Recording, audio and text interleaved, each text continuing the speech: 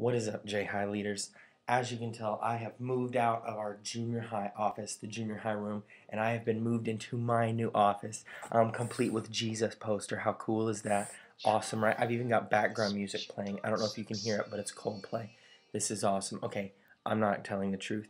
This isn't really my office. I'm just borrowing it for the time being. But anyway, I wanted to give you your recap of what we talked about yesterday so that you can be adequately prepared for your community group on Wednesday. And we could just continue our Be the Change series. And this week we talked about in order to be the change, you've got to build relationships. It's super hard to, one, bring people to church who you don't really know or that you meet out on the streets or, people that you have no relationship with. It's hard to know where they're at and know what they need or, know what's going on in their life. But if you have a relationship, if you've built a relationship with them, it's way easy to ask that best friend, hey, you want to come to church with me? Or, hey, you want to go to junior high with me on Sunday? So we talked about how Paul, he says, I try and find common ground with everyone so that I might be able to bring some with Christ. He said, when I'm with the Jews, I hang out, I act like a Jew. I even live under Jewish law, even though it doesn't apply to me. He says, when I hang out with Gentiles, I act like a Gentile because I want to get Gentiles saved. So we just talked about, finding common ground with people, having a relationship with everyone, not being specific to the group of people that you feel comfortable with. Make friends with everyone. Find something in common because you can. We talked about building good relationships, and there's two things we talked about. One, being friendly. I know, weird thought, but if you smile, if you're a friendly person, people will want to hang out with you. We also talked about if you're super rude, people don't want to hang out with you. So be a nice person. Encourage people, compliment people. Talk to them. Smile.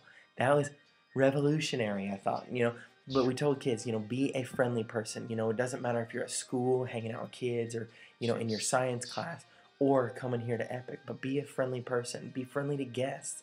Guests don't know what's going on, or sixth graders, they're new here and they don't know what to expect and what to do. So be nice to people, help them out, be a friendly person. The other thing was be a servant. Paul says, I am a free man and I have no master, yet I become a slave to all people so that I might bring many to Christ. And so we said, do the same thing. Not do things for people or make people force you into stuff like doing people's homework, but be a servant. When you see someone who needs help, help them out. If somebody's carrying something heavy, go help them out. If somebody's struggling with something and you know it, you can see it in their eyes, you see it in their heart or whatever. Maybe someone's crying at school, or something's going on. Talk to somebody. Nobody rejects help. We all like being helped. I love it when people come help me. So we all love it. Be a help. Be a servant to all people. We also tried to get as many students signed up for our student leaders.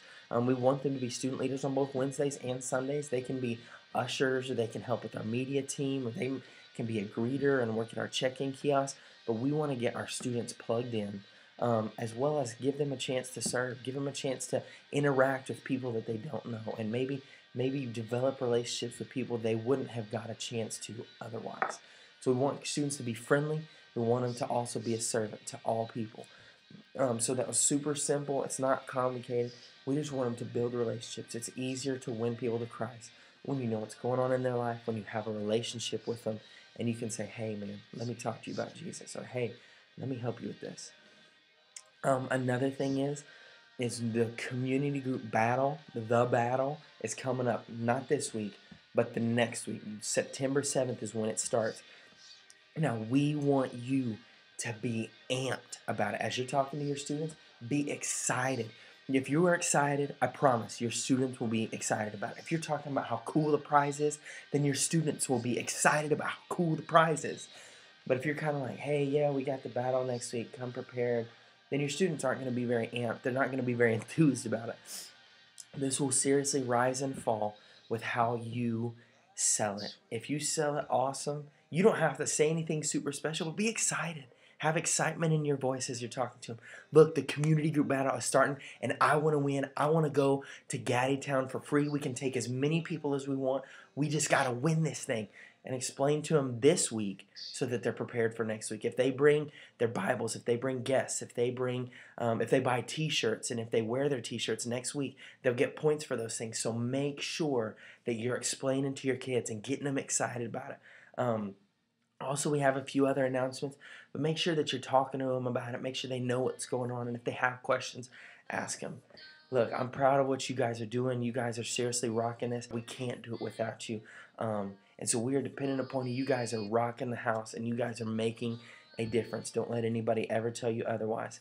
I love you guys. I'll see you on Wednesday night. All right?